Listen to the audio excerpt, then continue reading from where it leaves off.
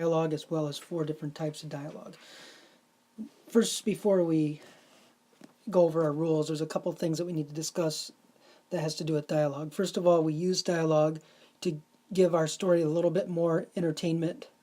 We use it to help us get to know the characters better, to help us get to know what the characters are thinking, and we can really use dialogue to really add to our story.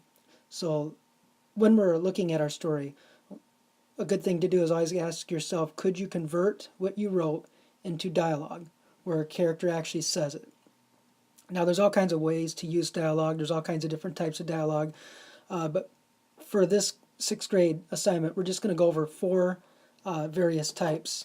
And what we're really going to do in this specific assignment is we're going to look at and see how to correctly punctuate it. All right, so the first type has to do with questions and exclamations. So we're going to call this type 1, and this is our red goal.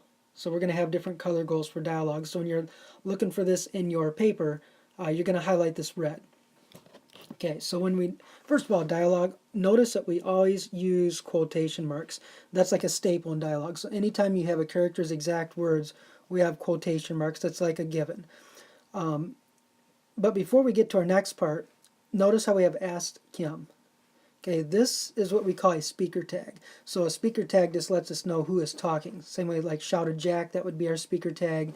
I was proud to hear Bob say, so Bob say would be our speaker tag. Okay, so now when we notice the first 2 examples, our speaker tag is at the end. And when we have that, and it's a question, we end it with a question mark. Notice how this asked Kim, notice how the A in asked is lowercase, which is kind of weird, right? Because you'd think if we have a question mark, our next portion would be a capital letter because it's almost like it's a new sentence. But this is where English is a little bit weird.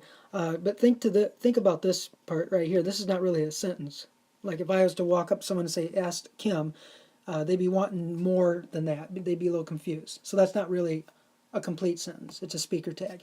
So same way this. If we have an exclamation mark, we need to end what the character's saying with an exclamation mark, and then we have a lowercase s for shouted.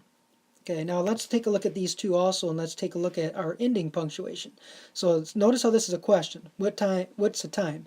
Notice how that gets a question, but our speaker tag actually gets a period. Same way with this. Run, that's a exclamation gets an exclamation, but our speaker tag actually gets a period, which is another weird characteristic of this rule.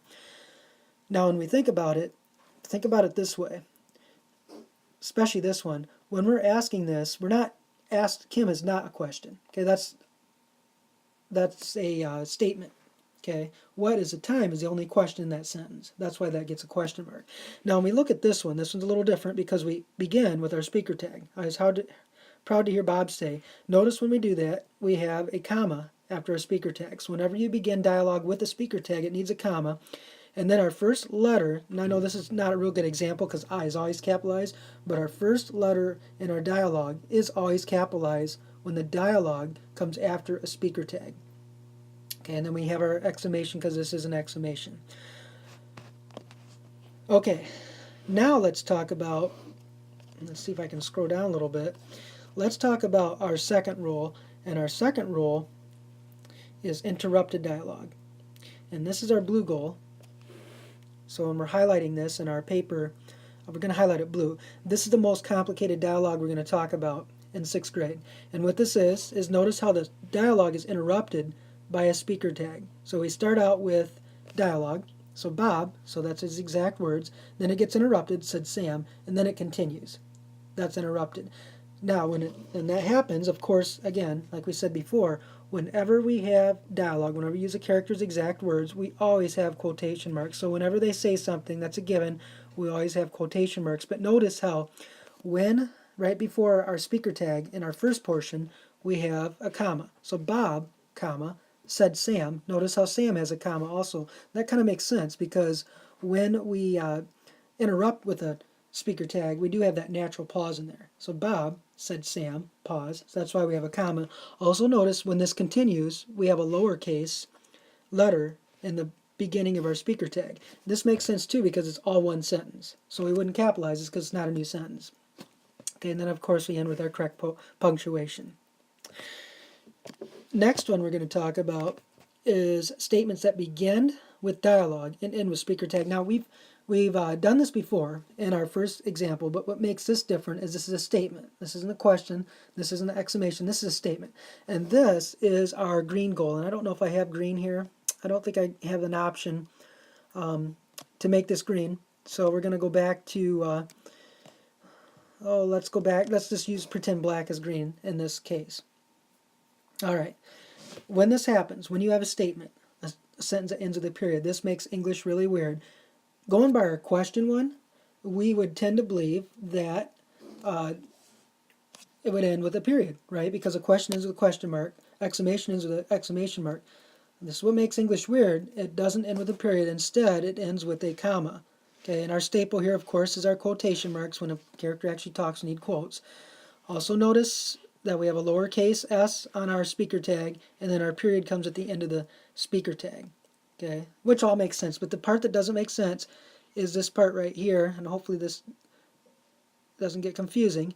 But we have a comma at the end of our statement. So I love going to school, comma. Okay, that's what makes that different. This is our green goal. So when you're highlighting this in your paper, we need to make sure this is green. The last one we're going to talk about is the same thing. We're talking about a statement, but this time we're going to talk about a statement that ends with the dialogue, begins with the speaker tag. So basically, we are flipping this one around with this one. Okay, this is our orange goal or yellow, either way. I'm going to highlight this yellow. Now when we do this, and we've talked about this before, a couple things to notice. First of all, notice how we have a comma after the end of our speaker tag. So right before you use the characters, exact words, we need a comma. Of course, we always need quotation marks because that's a given. Also notice how we capitalize a letter. Okay, and we talked about that in our first one with the exclamation up top.